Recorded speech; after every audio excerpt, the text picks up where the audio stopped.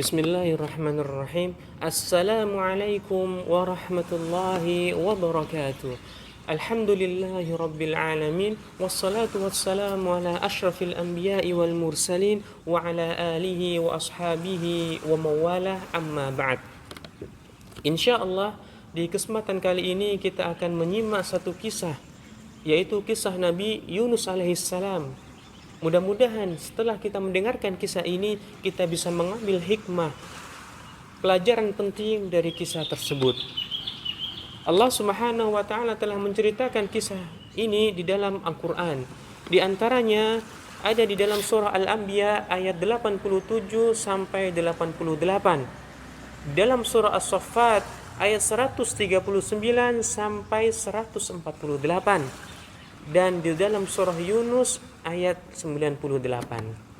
Ini adalah beberapa ayat yang menceritakan tentang kisahnya Nabi Yunus alaihissalam. Nabi Yunus adalah salah satu nabi yang Allah Subhanahu wa Ta'ala utus kepada Bani Israel, karena Nabi Yunus termasuk di antara Bani Israel. Karena Nabi Yunus termasuk dari Bani Israel. Nabi Yunus adalah salah satu keturunan dari Nabi Yakub, dan nama Yakub adalah Israel, sehingga anak keturunan Nabi Yakub disebut Bani Israel. Oleh karena itu, menurut nasabnya yang disampaikan oleh Ibnu Asakir, Yunus bin Mata bin Lawi bin Yakub alaihissalam. Nabi Yunus ayahnya adalah Mata. Ayahnya Mata adalah Lawi, dan ayahnya Lawi adalah Yakub. Ini menurut nasabnya. Jadi nasab Nabi Yunus alaihissalam bersambung terhadap Nabi Yakub alaihissalam, dan Nabi Yakub namanya adalah Israel, sehingga Nabi Yunus merupakan bagian dari Bani Israel, ya. Ini kenapa Allah Subhanahu wa Ta'ala mengutus Nabi Yunus kepada Bani Israel. Allah Subhanahu wa Ta'ala mengutus Nabi Yunus alaihissalam kepada satu perkampungan yang disebut dengan Ninawa, atau ada yang mengatakan Nainawa, ya. Ninawa atau Nainawa. Perkampungan Ninawa ini adalah terletak di kota Mosul yang ada dalam negara Irak. Jadi adik-adik nanti kalau bisa pergi ke Irak, nanti di Irak sana ada satu kota, yaitu kota Kufa, dan di sebelah kota Kufa ada kota Mosul, dan di dalam kota Mosul itu ada perkampungan Ninawa, ya, ada perkampungan Ninawa. Disitulah Nabi Yunus diutus oleh Allah Subhanahu wa Ta'ala. Masyarakat atau orang-orang yang ada di dalam perkampungan ini, mereka tidak mau menyembah Allah Subhanahu wa Ta'ala. Mereka malah menyembah berhala, mereka menyembah batu-batu, sehingga Allah mengutus Nabi Yunus untuk datang kepada mereka, untuk menasihati mereka, untuk mengajak mereka kembali menyembah Allah Subhanahu wa Ta'ala, kembali menyembah Zat yang menciptakan mereka. Namun apa yang terjadi, adik-adik sekalian? Luar biasa. Bukannya mereka mengikuti apa yang disampaikan oleh Nabi Yunus, malah mereka sebaliknya. Ketika Nabi Yunus mengajak mereka untuk menyembah Allah, mereka menolaknya. Mereka menghina Nabi Yunus alaihissalam. Mereka mencemooh Nabi Yunus alaihissalam. Bahkan mereka mengusir Nabi Yunus alaihissalam. Mereka tidak mau diajak untuk beribadah kepada Allah Subhanahu wa Ta'ala. Sehingga Nabi Yunus sebagai manusia merasa sedih, merasa kesal, merasa kecewa dengan sikap mereka tatkala dinasihati oleh Nabi Yunus alaihissalam. Sehingga dengan marahnya Nabi Yunus, dengan sedihnya Nabi Yunus alaihissalam, Nabi Yunus mengatakan kepada mereka, hati-hati kalian, dalam waktu 3 hari Allah Subhanahu wa taala akan mengadab kalian karena pembangkangan kalian, karena penolakan kalian untuk kembali kepada Allah Subhanahu wa taala, untuk kembali menyembah Allah Subhanahu wa taala. Kemudian Nabi Yunus meminta izin kepada Allah Subhanahu wa taala untuk dipindahkan ke kota lain, dipindahkan ke daerah lain yang masyarakatnya tidak membangkang seperti yang masyarakat Ninawa ini. Kan tetapi sebelum Allah memberikan izin, Nabi Yunus pun pergi terlebih dahulu. Ini salah satu kesalahan Nabi Yunus alaihissalam. Sebelum Allah mengizinkan, Nabi Yunus memaksakan diri untuk berpindah, untuk pergi dari kampung Ninawa ini. Nah, kemudian alhamdulillahnya adik-adik, masyarakat Ninawa ini ketika detik-detik akhir Allah mengadab mereka, mereka semuanya sadar. Mereka semuanya takut terhadap ancaman Nabi Yunus alaihissalam. Mereka semuanya gemetar, takut, bagaimana ini? Akhirnya mereka beriman kepada Allah. Akhirnya mereka bertaubat dari apa yang dia lakukan. Kemudian dia menyembah kepada Allah. Semuanya bertauhid kepada Allah Subhanahu wa taala, menyembah Allah Subhanahu wa taala, sehingga karena mereka bertaubat dan kembali kepada Allah, Allah akhirnya memberhentikan, Allah akhirnya tidak jadi untuk mengadab mereka karena mereka sudah bertaubat. Kan tetapi Nabi Yunus ketika mendengar mereka sudah bertaubat, Nabi Yunus tetap untuk pindah dari kota Ninawa ini. Sampai Nabi Yunus harus melewati sebuah pulau, sehingga Nabi Yunus mau tidak mau harus menaiki sebuah kapal, sebuah perahu ketika itu. Naiklah Nabi Yunus terhadap ke perahu ini.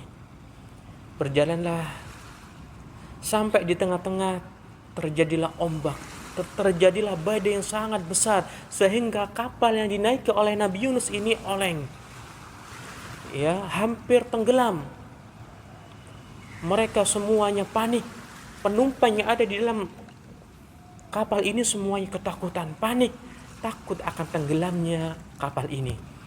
Sehingga mereka semuanya melemparkan barang-barang mereka untuk meringankan beban kapal ini agar tidak oleng kembali, agar tidak oleng kembali.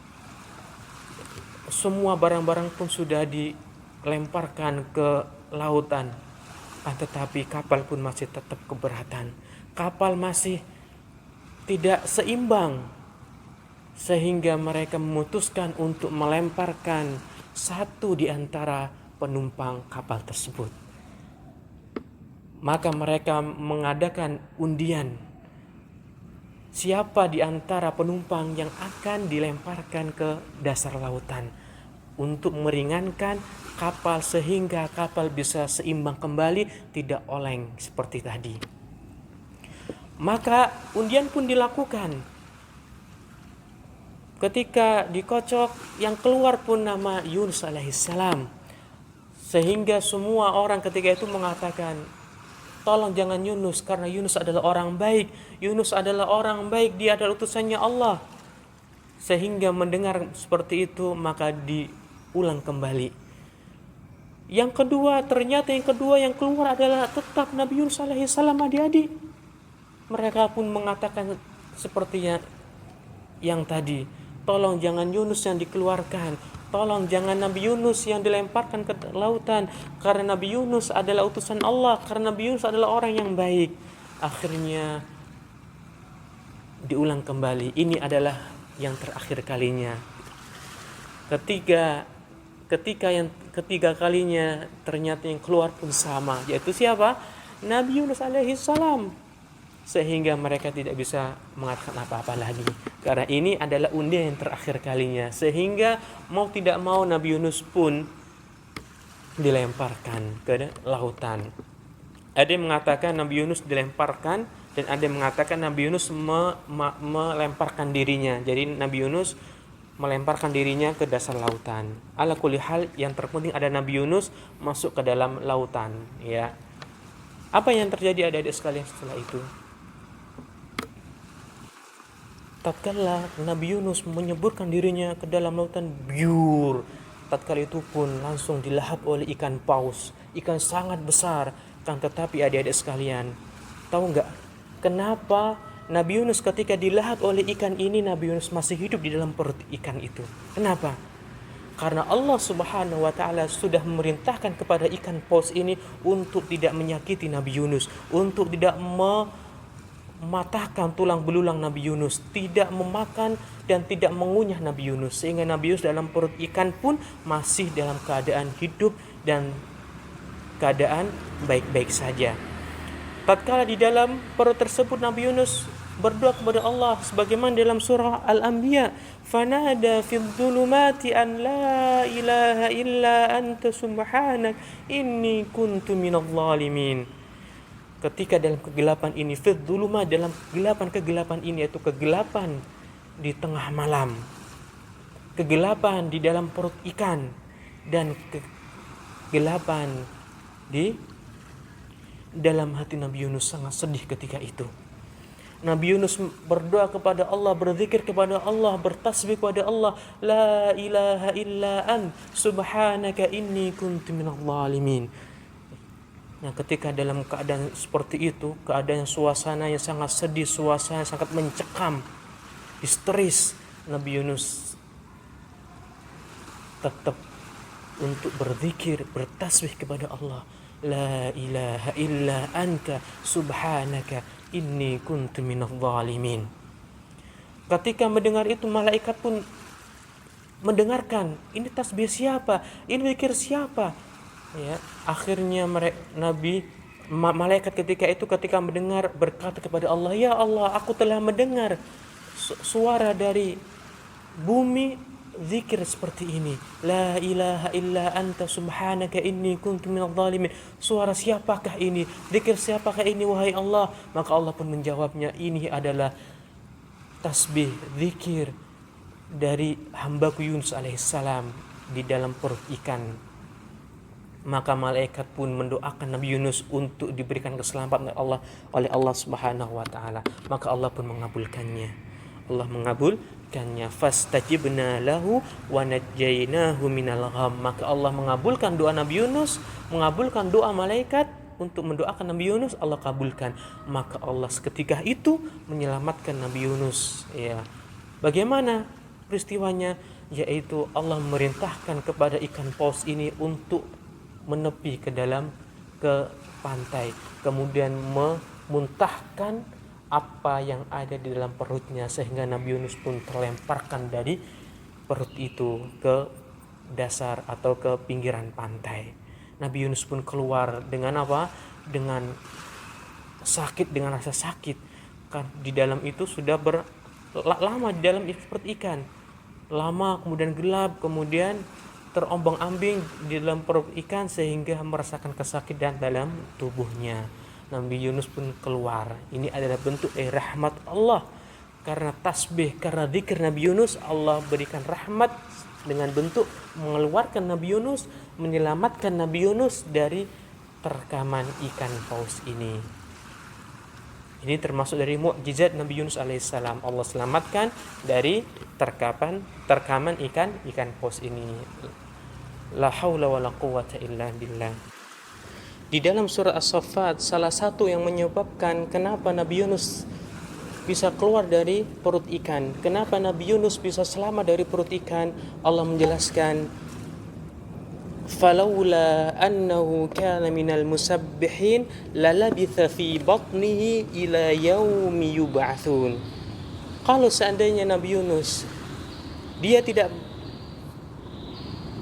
banyak berzikir ketika di waktu-waktu luang, ketika di hari-harinya Nabi Yunus tidak banyak berzikir kepada Allah, tidak banyak bertasbih, memuji Allah, mengingat Allah, maka Nabi Yunus pasti akan tinggal di perut ikan itu sampai waktu yang Allah tentukan, sampai hari kiamat. Tapi karena Nabi Yunus sebelum kejadian tersebut, Nabi Yunus senantiasa sehari-harinya dipenuhi dengan zikir kepada Allah, bertasbih kepada Allah, mengingat kepada Allah, lisannya basah dengan nama-nama Allah, sehingga ketika Nabi Yunus terhimpit, Nabi Yunus dalam keadaan histeris, Nabi Yunus dalam keadaan terpepet, Nabi Yunus pun lisannya secara otomatis mengucapkan zikir kepada Allah Subhanahu wa taala. Dan dengan itulah Allah menyelamatkan Nabi Yunus, karena Nabi Yunus melazimkan tasbih, zikir di hari-harinya. Ini salah satu kenapa Nabi Yunus bisa Allah selamatkan, ya. Jadi rahmat pertama Nabi Yunus Allah selamatkan. Rahmat yang kedua apa? Rahmat kedua, di tempat Nabi Yunus keluar ikan itu, disitulah Allah menumbuhkan pohon labu, ya, pohon labu. Kenapa pohon labu, Ustaz? Karena pohon labu adalah pohon yang semua bagiannya bisa dimanfaatkan. Bahkan pohon labu ketika belum masak pun bisa dimanfaatkan, bisa dimakan, diolah, dan ketika masak pun bisa dimakan. Jadi semuanya bermanfaat. Ini adalah keistimewaan dari pohon labu itu. Tip. Setelah itu Nabi Yunus pun kembali ke kotanya, dan di situ disambut dengan masyarakatnya yang sudah beriman kepada Allah Subhanahu wa taala. Ini adalah kisah singkat dari perjalanan Nabi Yunus alaihissalam dalam mengemban tugas dakwah yang diberikan Allah Subhanahu wa taala untuk berdakwah di perkampungan Ninawa. Ada beberapa faedah yang kita bisa ambil dari kisah ini. Yang pertama adalah semua musibah itu disebabkan oleh perbuatan manusia. Jadi semua musibah yang Allah berikan kepada kita itu disebabkan oleh perbuatan kita, dosa-dosa kita. Sebagaimana Nabi Yunus dilahap oleh ikan karena Nabi Yunus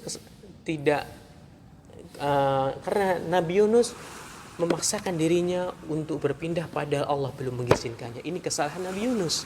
Pun demikian, ketika kaumnya Nabi Yunus, kaum yang ada di Ninawa, ingin Allah azab, tapi Allah hentikan azabnya karena mereka apa? Karena mereka sudah bertaubat. Kalau seandainya mereka tidak bertaubat, maka otomatis pastilah Allah akan mengadab mereka dengan azab yang sangat dahsyat luar biasa. Tapi karena mereka sudah bertaubat, Allah hentikan azabnya. Jadi semua musibah yang disebabkan oleh dosa, kesalahan, perbuatan kita manusia. Yang kedua, sebaik-baik orang yang bersalah, orang yang berdosa adalah orang-orang yang mengakui kesalahannya dan bisa bertaubat. Makanya Nabi mengatakan, kullu bani Adam khata' wa khairu khata'ina at-tawwabun. Setiap anak cucu Adam ada kemungkinan besar untuk berbuat kesalahan, dan sebaik-baik orang yang telah berbuat kesalahan yaitu orang-orang yang bertaubat. Nabi Yunus adalah manusia, maka bisa berbuat salah, ya, tapi Nabi Yunus jadi orang yang terbaik ketika itu. Kenapa? Karena Nabi Yunus pun sadar dengan kesalahannya, kemudian minta maaf sama Allah dan berzikir kepada Allah Subhanahu wa taala. Jadi sebaik-baik orang yang bersalah adalah orang yang bertaubat dari kesalahannya. Yang ketiga,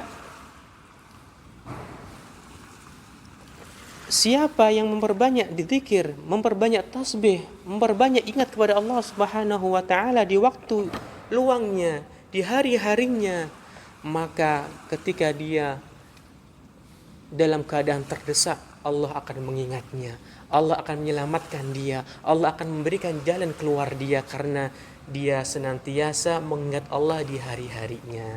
Oleh karena itu, adik-adik sekalian, ya, kalau adik-adik merasa jenuh, merasa apa? Merasa banyak masalah, merasa banyak musibah, maka kalau adik-adik di hari-hari adik-adik sering untuk zikir kepada Allah, mengingat Allah, bertasbih kepada Allah, berzikir kepada Allah, maka yakinlah di saat-saat seperti itu pun Allah akan hadir untuk adik-adik semuanya, ya. Yang keempat,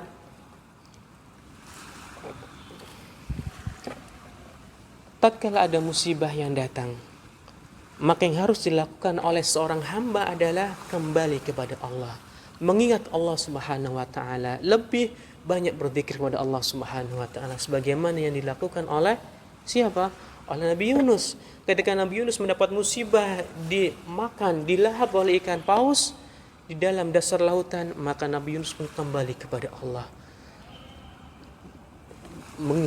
Mengingat Allah Subhanahu wa taala dengan berzikir la ilaha illa anta, tidak ada sembahan yang berhak disembah kecuali Engkau ya Allah, subhanaka, maha suci Engkau, inni kuntu minadh dhalimin, sesungguhnya aku termasuk dari orang-orang yang berbuat zalim. Orang-orang yang berbuat zalim ini tasbihnya Nabi Yunus alaihissalam, ya.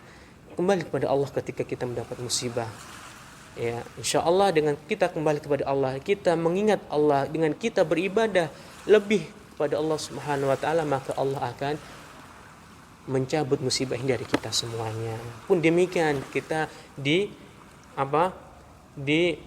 saat-saat terkena musibah virus ini, maka kita kembali kepada Allah, kita meningkatkan kualitas ibadah kita kepada Allah Subhanahu wa taala. Kemudian yang kelima adalah sebaik-baik penolong adalah Allah Subhanahu wa taala. Orang tua kita bisa menolong kita tapi tidak selamanya menolong kita. Orang tua kita, ayah bunda kita mungkin bisa menjaga kita tapi tidak bisa menjaga 24 jam. Tapi Allah Subhanahu wa taala ada zat yang satu-satunya bisa menjaga kita kapanpun dan dimanapun. Maka kita harus senantiasa meminta pertolongan kepada Allah Subhanahu wa taala. Ya. Yang terakhir, ada yang kelima adalah zikir Nabi Yunus, la ilaha illa anta subhanaka inni kuntu minadh dhalimin. Dalam sabda Nabi Muhammad, ini merupakan doa yang insya Allah akan menjadikan doa-doa kita diistijabah, dikabulkan oleh Allah Subhanahu wa taala. Oleh karena itu, adik-adik sekalian, kalau berdoa maka jangan lupa sisipkan doa ini dalam doa-doa adik-adik. Misalkan Rabbana atina fid dunya hasanah wa fil akhirati hasanah wa qina adzabannar.